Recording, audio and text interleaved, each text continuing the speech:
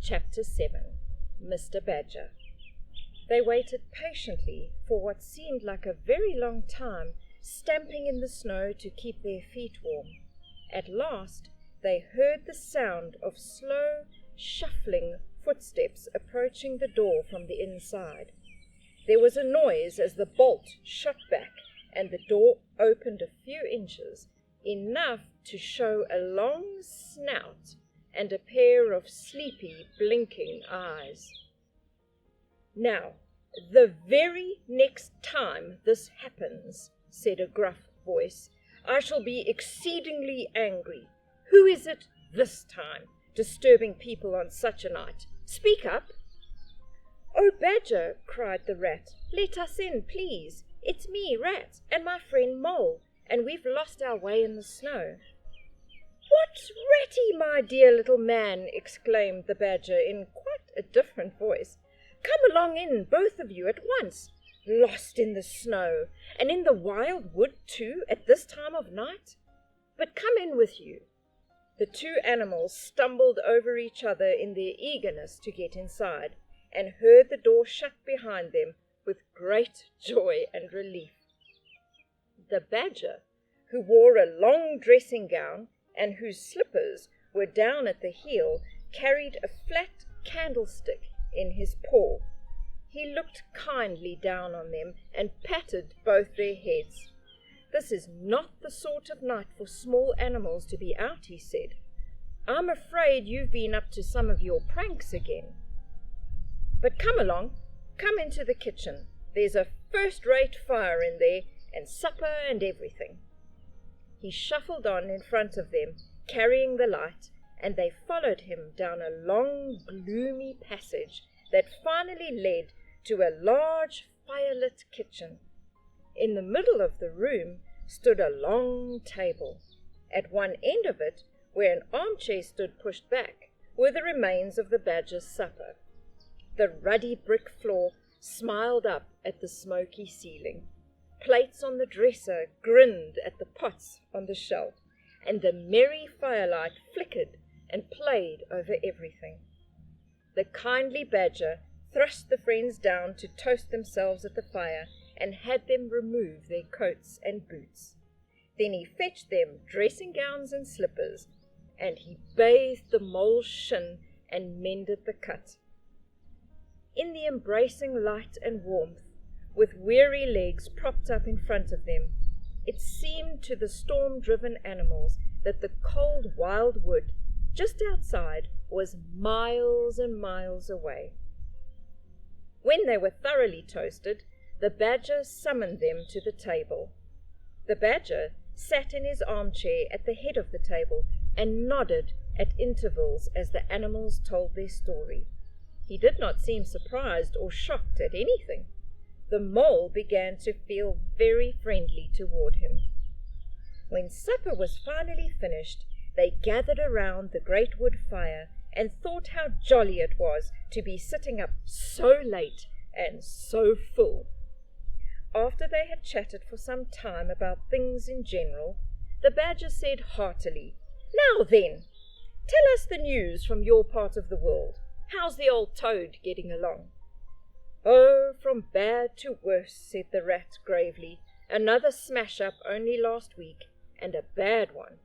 You see, he's convinced he's a heaven-born driver, and nobody can teach him anything, and all the rest follows." "How many has he had?" inquired the Badger gloomily. "Smashes or machines?" asked the Rat. "Oh, well, after all, it's the same thing with Toad. This is the 7th. You know that coach house of his? Well, it's piled up with fragments of motor cars, none of them bigger than your hat." "He's been in the hospital 3 times, put in the Mole, "and as for the fines he's had to pay, it's simply awful to think of."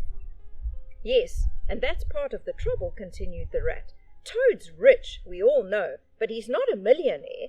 Badger, we're his friends, we should do something." The Badger went through a bit of hard thinking. "Now look here," he said at last, rather severely. "Of course you know I can't do anything now, The two friends quite understood his point. No animal, according to the rules of animal etiquette, is ever expected to do anything strenuous or even moderately active during the off-season of winter. All the animals in winter are sleepy, and some are actually asleep.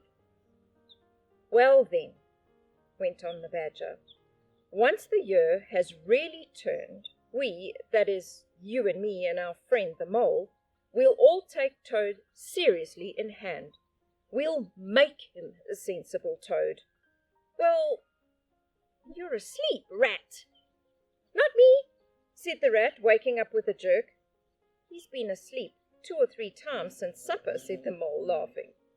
He himself was feeling quite awake. Being an underground animal, the situation of Badger's house made him feel at home.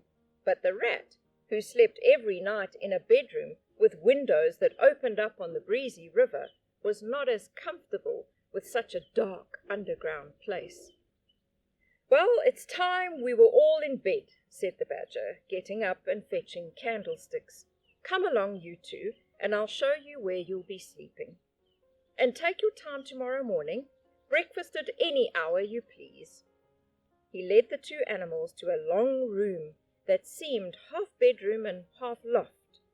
The Badger's winter stores took up half the room, piles of apples, turnips, and potatoes, baskets full of nuts and jars of honey. But the 2 little white beds on the remainder of the floor looked soft and inviting. The Mole and the Water Rat, shaking off their clothes in some 30 seconds, tumbled into their beds with great joy.